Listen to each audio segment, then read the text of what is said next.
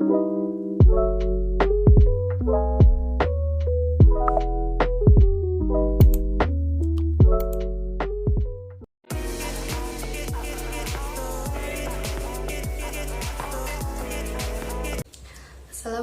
warahmatullahi wabarakatuh.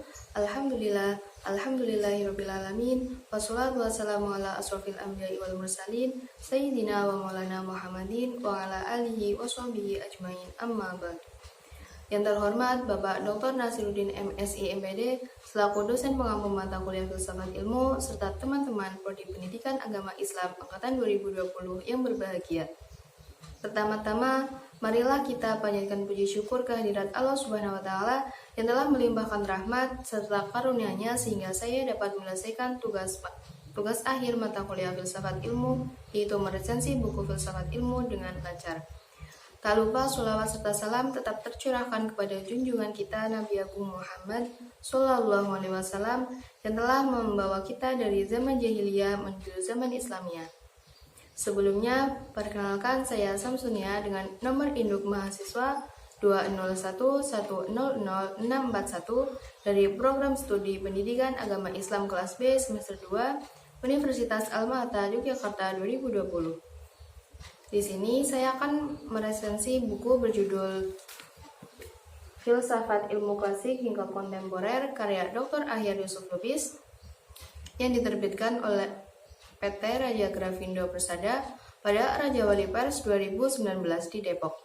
Adapun buku ini setebal 266 halaman dengan ukuran 14 x 24 cm dengan nomor ISBN 9789797969683. Adapun poin penting yang akan saya sampaikan di resensi ini, yang pertama adalah biografi penulis, yang kedua isi buku, yang ketiga bahasa di dalam buku, dan yang keempat kelebihan dan kekurangan buku. Masuk pada poin pertama, yaitu biografi penulis. Dr. Ahyar Yusuf Lubis adalah pengajar senior di Departemen Filsafat Fakultas Ilmu Budaya atau FIB Universitas Indonesia. Beliau juga pernah menjabat sebagai Ketua Program Pasca Sarjana Fakultas Ilmu Budaya Universitas Indonesia. Di samping mengajar di lingkungan Universitas Indonesia, beliau juga merupakan dosen di beberapa kampus lain seperti Universitas Islam Negeri Syarif Hidayatullah, Institut Pertanian Bogor atau IPB, Universitas Bina Nusantara atau BINUS, dan lain sebagainya. Selain mengajar, beliau juga aktif menulis.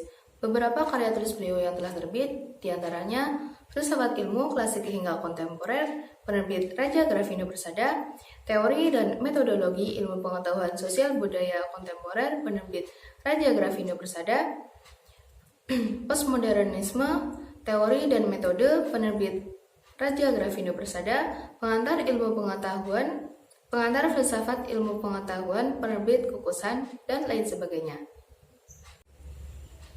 Salah satu cabang utama filsafat adalah filsafat ilmu. Filsafat ilmu adalah bagian dari filsafat yang menjawab beberapa pertanyaan mengenai hakikat ilmu. Filsafat ilmu erat kaitannya dengan epistemologi dan ontologi. Secara umum, buku ini menjelaskan mengenai apakah pengetahuan itu, dari manakah pengetahuan itu, bagaimana manusia mengetahui, apakah pengetahuan yang diperoleh manusia bersifat murni, netral, atau tidak terlepas dari asumsi-asumsi dan kepentingan. Pertanyaan tersebut kemudian dijabarkan oleh para filsuf dari masa era Yunani klasik seperti Sokrates, Plato, Aristoteles, hingga masa era kontemporer seperti Kuhn, Feyerabend, Heidegger, dan Gadamer. Selain menyajikan jawaban di atas, buku ini juga menyuguhkan beberapa dasar-dasar, asumsi-asumsi, dan konsep penting yang patut diketahui dalam kajian filsafat ilmu. Buku ini terbagi menjadi 9 bab. Yang pertama, filsafat, sebuah perkenalan singkat. Yang kedua, epistemologi. Yang ketiga, filsafat ilmu pengetahuan. Yang keempat, rasionalisme klasik dan modern. Yang kelima, empirisme klasik dan modern. Yang keenam, positivisme, positivismologis, dan siklus empiris. Yang ketujuh, pemikiran Kuhn dan pluralisme paradigma. Yang kedelapan, hermeneutika, dan yang kesembilan yaitu fenomenologi. Masuk pada bab yang pertama, yaitu filsafat, sebuah perkenalan singkat. Pada bab ini akan memberikan pengenalan singkat tentang filsafat yang setidaknya akan membantu pembaca untuk memahami dan membedakan filsafat dengan berbagai bidang ilmu lainnya. Adapun istilah filsafat berasal dari bahasa Yunani kuno yakni filosofia dan filosofos, yang berarti orang yang cinta pada kebijaksanaan atau cinta pada pengetahuan. Orang yang pertama kali menggunakan filsafat adalah Pythagoras pada abad ke-6 sebelum Masehi. Di bab ini pembaca juga akan diberikan pembahasan ihwal cabang-cabang filsafat. Pembahasan lainnya seperti periodisasi filsafat barat dan ciri berpikir filsafat. Dengan adanya pemaparan kedua hal ini akan menunjukkan kepada pembaca bahwa filsafat sudah ada atau sudah dimulai sejak ribuan tahun yang lalu, dan menunjukkan bahwa filsafat bukanlah aktivitas mau-maunya, melainkan ada ciri yang menentukan sesuatu itu disebut berpikir secara filsafat. Di samping pembahasan itu, masih banyak lagi pembahasan yang akan dibahas seputar filsafat seperti metode filsafat, cara belajar filsafat, perbedaan dan persamaan filsafat dengan ilmu pengetahuan dan agama, hingga pembahasan perihal manfaat belajar filsafat. Masuk pada bab yang kedua, yaitu epistemologi. Pada bab ini akan dikhususkan pembicaraan ihwal salah satu cabang filsafat, yakni epistemologi. Istilah epistemologi pertama kali digunakan oleh Ferrier pada tahun 1854 untuk membedakannya dengan ontologi. Istilah epistemologi berasal dari bahasa Yunani, yakni episteme dan logos. Jika kata yang pertama disebutkan pengetahuan, maka kata yang belakangnya disebutkan berarti ilmu atau teori. Jadi, jika dilihat dari silsilah kebahasan tersebut, epistemologi dapat dimengerti sebagai teori pengetahuan. Di samping itu, di bab ini akan dipaparkan pula mulai dari perihal sumber pengetahuan, objek pengetahuan, struktur pengetahuan, teori, atau kriteria kebenaran, hingga batas dan jenis pengetahuan. Kesemua itu merupakan bagian dari kajian atau pembahasan dalam epistemologi. Masuk pada bab yang ketiga, yaitu filsafat ilmu pengetahuan. Di sini membicarakan seputar filsafat ilmu pengetahuan. Namun, di awal, bab ini akan memaparkan perbedaan antara pengetahuan dan ilmu pengetahuan, sekaligus perbedaan pengetahuan sehari-hari dengan ilmu pengetahuan. Setelah itu akan disampaikan juga ciri-ciri ilmu pengetahuan, dan di sini juga pembaca akan menemui perihal klasifikasi ilmu pengetahuan dan pandangannya terkait ilmu pengetahuan. Selanjutnya yaitu bab keempat, rasionalisme klasik dan modern. Di sini akan dibahas secara ringkas pemikiran tokoh rasionalisme baik yang hidup di era klasik maupun di era modern. Untuk era klasik, pembahasan di bab ini akan diwakili oleh Plato.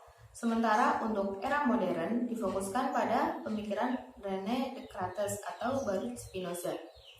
Masing-masing tokoh rasionalisme ini memiliki perbedaan, tetapi mereka memiliki kesamaan, yakni sama-sama meyakini bahwa rasio adalah sumber pengetahuan.